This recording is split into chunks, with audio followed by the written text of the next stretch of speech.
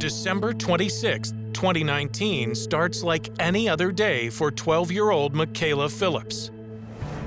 It's the day after Christmas, and Michaela's parents, Crystal and Stedman, are already back at work. Michaela and her two siblings, her 2-year-old brother Brett, and her 4-year-old sister Ariana, spend the day with their grandmother. We were just chilling with my grandma, just riding around, having fun, because she wanted to get us out of the house. She takes the 3 children to Freddy's Frozen Custard and Steak Burgers on Cash Road. We went in, and then me and her went to go get drinks for my little brother and sister and us, and I went to go get straws. That's when Michaela notices the strange woman watching her and her 2-year-old brother. She didn't seem right. She just didn't look like she was all there. She didn't look normal. We gave them both a hug and kissed both of them. I was like, that's weird. Like, people don't kiss other people's kids. Then when she picked up my brother, she was saying that it was her baby. My brother, he didn't really know what was happening, and I just kept yelling back that it was my brother and it wasn't her baby, and that she needs to stop touching my brother. I felt like I gotta get there, I gotta go, I gotta grab him. Michaela literally pulls Brett out of the woman's arms. She started yelling at me that it was her son and to give him back, but I started yelling back that she needs to stop touching my brother, and I told her that if she touched him again, we were gonna have problems. Her quick thinking and decisive actions buy enough time for her grandmother and a waitress to come to his rescue. At last, he is safe. When Michaela's relieved parents arrive at the restaurant, managers replay the chilling footage to show them exactly what happened to their children. He showed me the video and I recorded it on my phone. That was just like crushing to me. So the fact that she picked him up like that, that was a lot of force to use. That wasn't just a hug. She used force to pick him up. That's when I understood that this woman is not mentally stable. And I don't know if that made me feel better or terrified me more. But the video also shows her just how brave her daughter Michaela really was. She's always been like that, though. She's a protective person by nature. She'll stick up for anyone. She'll, protect anyone. That's just how she is. This is my tomboy. Just like her father, she won't cry or anything. The thing that was really bad was the restaurant's right next to a freeway. So if she would have just made out the door, we don't know what was gonna happen there. Who knows what could have happened? My worst fear is that it means she was homeless, that if she took him, I wouldn't be able to find him. If she's living on the street, there's no known addresses to hunt down. Where would I even start looking? 1 week later, police finally identify the mysterious woman who tried to snatch 2-year-old Brett Phillips, Michelle Renee Litton. A warrant is issued for her arrest for a felony count of forcibly taking away a child. She is taken into custody on January 2nd, 2020. It turns out Michelle Renee Litton has had multiple prior interactions with law enforcement and suffers from mental illness. I feel like she does need help, 100%. I don't think she was purposely targeting him. I think she was just looking for a little boy, to replace her son that she said she had. She's not cognizant of what's going on. So her sitting in jail, I feel like that's not gonna do anything. Let's honestly get her help and let's get her off the street, rehabilitate her. There's gonna be a lot more positivity towards her and towards, everyone. Despite their young son's agonizing brush with danger, Stedman and Crystal are relieved to know there's someone in their family who won't hesitate to do the right thing. I'm so proud of her. I have these 2 little kids and, I worry about them, but, knowing that she has the ability to protect them when I'm not there, I'm very grateful for that. After rushing to the aid of an elderly couple who were being attacked, Leon Wright is now face-to-face with an armed robber. And when he turned around, that's when I saw the blade in his hand. When Leon came to the aid of the couple in the car, he had no idea he was putting his life on the line. I just want him to go away. That's all I wanted.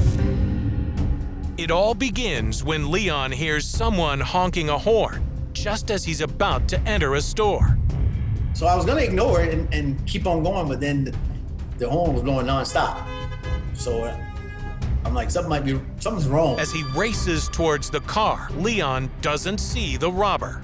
The reason I couldn't see the guy as I was approaching the car is because he was waist deep in the driver's window. But then, the man in the passenger seat catches his attention. And that's when he let the window down. He said, "Help us." That's the moment Leon says it all clicked. I kind of computed it real fast. They're leaving the bank. This guy is in the car. So I knew this guy was trying to like rob the people. At that point, I didn't even think. I just reacted. Leon starts doing everything he can to get the violent robber away from the terrified elderly driver. He was struggling with her trying to take whatever she had in her hand. He was not trying to come out of that car because he hadn't gotten what he came to get yet. I was banging in his back. So when I started pulling him, he came out the window. That's when Leon says the robber gets angry. So when he came out, I guess, you know, the natural instinct, so now he wanted to defend himself. So now he came out swinging.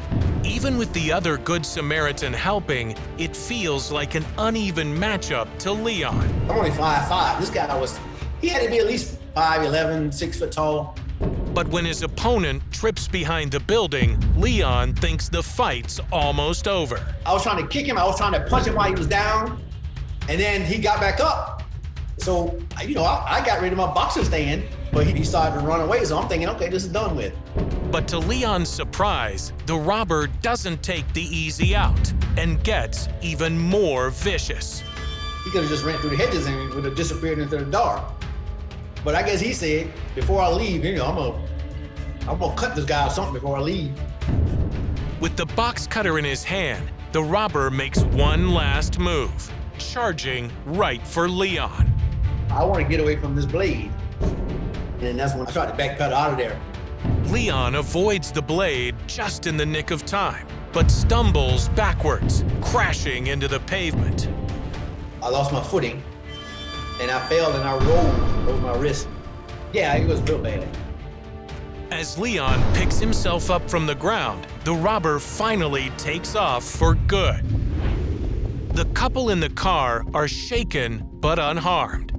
The other Good Samaritan, who turns out to be visiting from another state, is uninjured and calls 911. But Leon is in bad shape. He's rushed to the hospital for a broken wrist, fractured elbow, and dislocated shoulder. I woke up, I had a cage. So I had screws and we had like a scalpel. That's when I was like, wow, you know, I was really in danger. Leon's wife, Tati, is shocked when she sees her husband's injuries. When I saw the video, I realized just how blessed we were that it ended just with a broken arm. The suspect who put Leon in the hospital managed to evade police. And to this day, he remains unidentified and at large. June 10th, 2016, Eagle Point, Oregon. 28-year-old cattle rancher Robert Borba is new to town. Eagle Point is a little country town. There's a lot of mom and pop, smaller farms, good people. We were wanting to get into the cattle business, and one night I was looking on Craigslist and there was a guy that had some cattle to sell. So I went and looked at him. Robert takes his trailer to pick up the cattle and brings along one of his horses. The horse I had, he was a Hancock driftwood horse called Long John. On his way home, Robert makes a pit stop at a local store. And I went strictly for dog food and a tent for my kids. And I'm out of the store within 20 minutes. I'm coming back out and I hear this lady screaming, "Stop him, stop him, he stole my bike." And when I look up, the man on the bicycle is coming towards me, and there's two other men kind of pursuing him afoot, but they're getting outran by this guy on the bike. Bike thefts are very common, both from the store itself as well as from the bike racks outside. Very rarely is something like that witnessed by the victim personally, but the victim happened to witness this, which garnered the attention of other shoppers. Robert instinctively jumps in to help. I'm like, yeah, I can T-bone him and I can cut him off, and I'm pushing this cart. Well, I got 100 pounds of dog food in it and a tent, and so I'm not very fast. But as he comes by me, and it just clicked, and I thought, I'll just run him down and rope him. Riding and roping's, it's natural to me for what I do for a living and participating in rodeos. So to me, it wasn't anything out of the ordinary. I thought, well, you can't outrun Long John, so we'll just run you down and stick it on you. So I jumped the horse out. He'd already gone maybe 180 feet on the bike. He's going as fast as he can go on the sprocket of this 10-speed bike. He's already moving. He's not really looking behind him because he thinks he's getting away. With his two dogs, Hash and Mac, joining in on the chase, Robert's adrenaline is pumping, and he's not thinking about what he might be getting himself into. When people step in to stop crimes on their own, they're putting themselves in a lot of danger because you don't know the level of violence that the perpetrator could try to enact onto you. So you have to be really cautious. What if he had a gun? But I don't think that even crossed his mind. He had the opportunity to do something, and so he did. And in his mind, this could be this person's only mode of transportation, and stealing ain't right. If it was my wife or any of my family, if they were the one having something stolen from them, I would appreciate if somebody stepped in and helped them. So in the blink of an eye, Robert and his horse, Long John, and the two dogs are hot on the thief's trail. He stood no chance, no way. This horse would outrun a man on a bike or a foot 99% of the time. You're gonna have to be really, really fast to beat one of these horses at a dead run. He looked over his shoulder and he sees me. I think he put it together like, oh crap, this guy's here to catch me. He kind of like, what in the heck is going on? He leaves the bike. He throws the bike down and goes to run, and he's gonna continue on afoot. I know he had to have been pretty damn nervous. He's not the only one. Long John isn't at all sure about this chase. The cars around him were new. Everything was a complete shock to him. He was kind of spooked. First time he had been rode on blacktop, he kind of moves a little faster than I needed him to. But Robert is determined to chase the thief down. So he does something that shocks everyone who is watching the scene unfold. He pulls out his lasso. A lasso is definitely an unexpected weapon to apprehend this criminal. It's definitely something that you would see more in like a Western movie or a TV show. I had the rope down and in my hand ready, but I didn't swing it until I got right up to him. I rope him, and the rope goes around his neck and one arm when I catch him. And in Robert's words, he roped him just like he would a cow. He's asking me, who are you? Are you the cops? Or what are you doing? Are you a sheriff? And I just stayed quiet. When he took this rope off, he let it fall around his feet. So I dallied again and I rode my horse off to knock him down. And that's when he fell to the ground, and I drug him off the blacktop, that way he didn't get ran over. And so when I drag him onto the concrete, he grabs a hold of the tree, and then I continued to hold him there until I got on the phone and I called 911. 911, what's the address of the emergency? We got a guy just stole a bike. I got him roped and tied to the tree. And where is the person that took the bike now? He's tied to a tree I got him roped from a horse. What? I got him roped from a horse. I was just trying to put it into words to where she could understand it, and she still didn't understand it. There's this disconnect of how in the world did you take a rope and stop someone who was on a bike? It's not something you say every day, and so it takes a little while for your brain to comprehend that it actually happened. I sat there and I held him there until the Eagle Point PD showed up. Within minutes, patrol officer Chris Adams is on the scene. I just happened to be fairly close by. When we're getting updates from the dispatcher, we're getting it third or fourth hand, and we have to kind of take it with a grain of salt. But no, when I got there, he surely had been lassoed and was hanging onto a tree. I thought, what have I stepped into? Stunned by what he's seeing, Chris pushes his way past the crowd of onlookers. Fortunately, a lot of the bystanders had stayed back and were not trying to engage the subject at all. My first act was to go ahead and get him secured. He definitely knew the gig was up, and he wanted no part of Robert, his horse, or that rope. He had no fight in him at all. I applied handcuffs to him. He was placed into custody and seated in the back of my patrol vehicle until we could get statements from everybody else and really identify what had transpired. When the officer had got there, I asked him, I said, first off, how much trouble am I in? Right place, right time today, huh?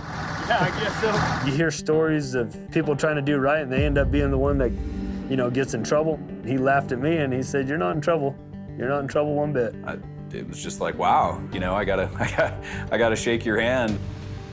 It was pretty impressive to come up on and just see the whole scene as it was when I got out of my car.